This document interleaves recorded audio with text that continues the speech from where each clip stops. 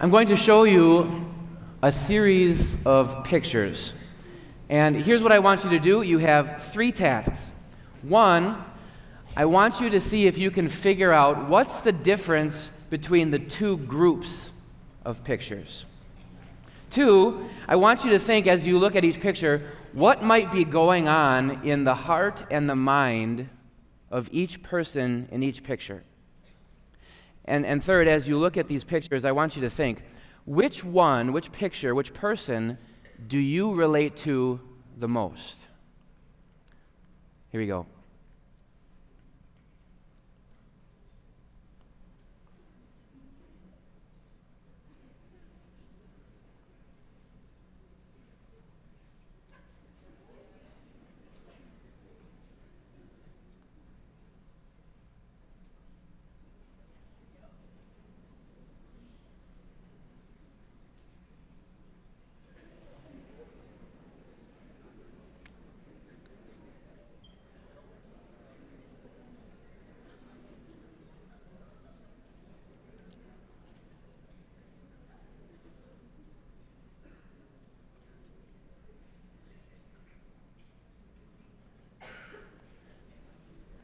Did you catch the difference?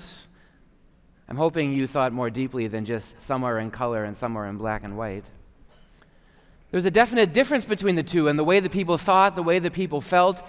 So often in our lives, we want to think that this is me, and this is what I want to be, and this is what I want to have, and this is what I want my life to be like. And yet, so often, this is what I end up with.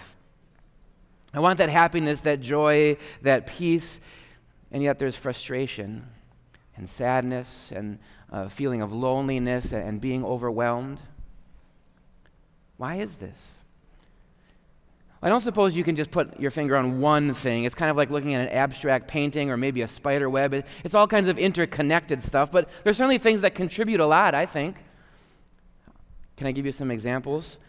The results are in. Thank you to most of you students who completed the Spiritual Life Survey I sent this year. I send it every year. I want to share with you a couple statistics. 15.1% of you students say that you do this. For the faculty who haven't seen the survey, I asked all kinds of questions. This year I added some new ones about things like technology. How many hours per week do you spend looking at stuff? YouTube, Netflix, movies, TV. Another category was, how many hours per week do you spend on video games? Handheld like device, tablet, phone, Xbox, PS4, even Chromebook games. Another category, how many hours per week do you spend on social media? Snapchat or whatever other thing. Instagram. And then it was this question. And I didn't even ask about like doing homework in class time and all that kind of stuff. The question was, considering all that, how many hours per week do you think you spend looking at a screen? 15.1% of you said more than 30 hours per week, not counting all the homework and class time. Or maybe even more staggering, 53.3%, more than half of you said you spend roughly 20 to way over 30 hours per week looking at a screen. So just think about that for a second. Let's say 24 hours. You can take an entire day of your week, 1 out of 7, and just flush it down the toilet. 50 to 60 days out of a year, just gone because your head is buried in some kind of screen, TV, tablet, whatever, computer. Makes you think about how we spend our time. 19.1%, let's say about 1 in 5 out of you said this. You send 100 to way over 200 messages per day. Comments, text messages, instant messages of some kind. It makes you think about how we're spending this time, and boy, if you're really looking at that many screens and you're looking at your phone and sending that many messages, well, I guess this makes sense. 14.8% of you said, how often do you look at your phone? Constantly or nonstop. And we all see this, right? 3 p.m., tone goes off. Whew! I got to look at my phone right away. Now the question is, well, why did I even ask you this? I heard some people ask, why would you ask this on a spiritual life survey? Well, here's why. Because statistics and studies have shown that if you cross 10 hours per week of looking at a screen, just 10 hours, if you cross 10 hours per week of looking at a screen, your rate of anxiety and sadness and depression, studies have proven goes like this. It's a line graph. You get to 10 hours, shoo, through the roof. That even includes thoughts about suicide and all that kind of stuff. That's just 10 hours. So I had to do some math and add up. 92% of you students spend over 10 hours a week looking at a screen. Now, let's ask some more questions. Why? Why would we do this? Well, maybe this is part of it. 37.2% of you students, more than 1 out of 3 of you can just go right down the row, 1 out of 3. 1 out of 3 say you don't have 2 parents at home. A single household raised by a guardian or grandparent, parents are separated or divorced. And for the 60-some% of you that do have 2 parents at home, we sure all know that doesn't mean it's all happy or good. I guess should we not be surprised that this number is higher than last year? More than a third of you said your number one problem, the number one challenge to teenagers today and their faith, anxiety, sadness, depression.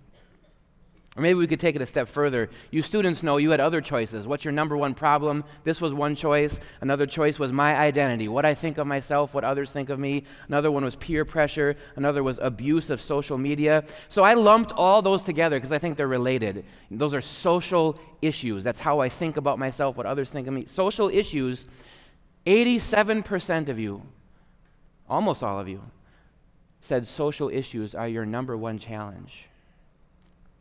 Why is this today? Well, we've always had media. We've always had pictures and movie and celebrities, and that increases as technology increases. But now it's always right there. You're always reminded that this is what I want. This is what I think I need to have. But you can always see, look at that celebrity who's so beautiful. I'm not. Look at that person who has everything. They're rich. That's the kind of house I want, and I got nothing. Those are the cars I want, and I'll never get that. Or you have this whole concept of FOMO thing, this fear of missing out. Wait, I invited you to my party and you said, no, I got something going on, and now I see you're at their party. Or how come everyone's together and I didn't get invited to that? I can see they're there, they're happy, I'm not there. This comparison game, look at that person. They're always successful. They always have good stuff happen. Look at that person. Their life is completely together and mine is in shambles. That's what I want, but as you compare to others, often I feel lonely, or confused, or frustrated with life, just overwhelmed with sadness when tragedy strikes, accidents happen, and just overall overwhelmed with what's going on in my life. Can you tell the difference between the pictures? Today, the writer to the Hebrews was writing to people who went through very similar things. In the early Christian church, they were overwhelmed. The persecution was ramping up in the Roman Empire. And not only did the Romans hate the Christians, but the Jews jumped on board too, and they hated the Christians, and everyone was against them, and the walls were kind of closing in. That's on top of the normal sin stuff, like my guilt and my shame, and sinners who stab me in the back, and families that break apart. They had all of that. And so this writer to the Hebrews, he writes to the Hebrew Christians this amazing letter of encouragement. And he tells them that you can be like one of those heroes of faith. You can be like Abraham and all the other heroes of faith. How? By fixing your eyes on Jesus, the author and perfecter of salvation. Fix your eyes on Jesus, who's better than everyone, better than Moses, better than the high priest, better than even the angels. And so we come to this chapter in Hebrews where he lays 2 pictures side by side. And I want to see if you can tell the difference. Here's what he says. You have not come to a mountain that can be touched, that is burning with fire, to darkness, gloom, and storm, to a trumpet blast, or to such a voice speaking words that those who heard it begged that no further word be spoken to them, because they could not bear what was commanded. If even an animal touches the mountain, it must be stoned to death. This sight was so terrifying that even Moses said, I'm trembling with fear. You know this picture, right? This is Mount Sinai, a mountain that's quaking and shaking and trembling, and the glory of the Lord is enveloping everything. And so holy and righteous is God that even an animal, let alone a person that would touch it, would experience the wages of sin is death. Even Moses said, terrified. But this writer says that's not you. That picture, that's not you. But you have come to a different mountain, Mount Zion, to the city of the living God, the heavenly Jerusalem. So this picture of heaven above. You have come to thousands upon thousands of angels in joyful assembly to the church of the firstborn, whose names are written in heaven. You have come to God, the judge of all, to the spirits of the righteous made perfect, the people now in heaven forever, to Jesus, the mediator of a new covenant, and to the sprinkled blood, blood that speaks a better word than the blood of Abel, the first murder victim. Can you tell the difference? This picture, this mountain, represents all the fear and the sadness and the guilt and the shame and the embarrassment and the despair and death. And this picture represents life and peace and hope and joy. So the question is, when my life feels like this and everything around me in the world seems like this, how do I get to that? Did you catch that in the verses? It's because of Jesus, the mediator, the go-between of a new covenant. A new covenant. Not a covenant of law and guilt and sin and death, but a covenant of life and hope and promises. How do you get between the mountains? Well, one artist, many artists I suppose, have depicted it like this. It's Jesus who has bridged the gap. As God tells you, and we find out the wages of sin is death, it's Jesus who experienced the death.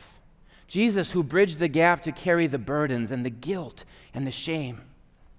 Jesus who went to the pit of hell for us as we fall short of the glory of God, experienced that in death, and then in resurrection gave us life so we can walk across, so to speak.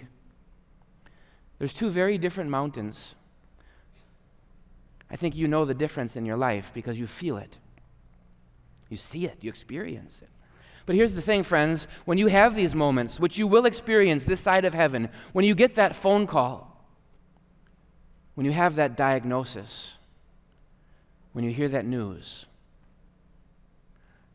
when you feel just lost and unsure, when you just want to pull your hair out and scream because you can't take it anymore, when you feel completely overwhelmed,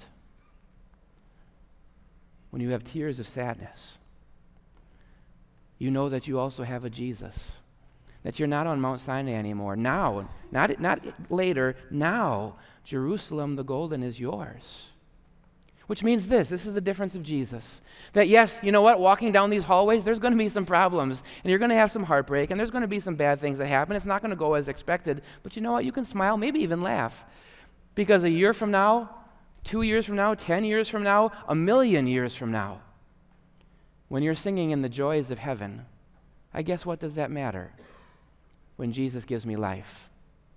That there's so many things that want to pull your attention down in this world and suck you in, let alone just your device, but all the other things in life that want to suck you in, much like our Bible verse for this school year. You have Jesus, so you can set your mind on things above. On a place, on a mountain, on a home, on a Jerusalem the golden, where there will not be hunger or sadness or tears of any kind, because He will wipe every tear from your eye. That yes, there will be problems along the way. Yes, there will be hardship and heartbreak, but you can just have this strange thing that the world can't figure out, this peace. What's so different about you? You have peace that surpasses all understanding. That I can traverse the rocky trails of this world and know that I have a better place yet to come. And it's mine now through Jesus. That finally your life is different because it's focused. That there's a certain meditation and concentration and thankfulness and joy. That my life is centered not on this Mount Sinai business, this sadness, the fear, the anxiety of life, but it's on this heaven business. That Jesus, the Word made flesh, came for us and revealed in His Word who He is and what He's done for me. And it's mine. Can you tell the difference between the pictures?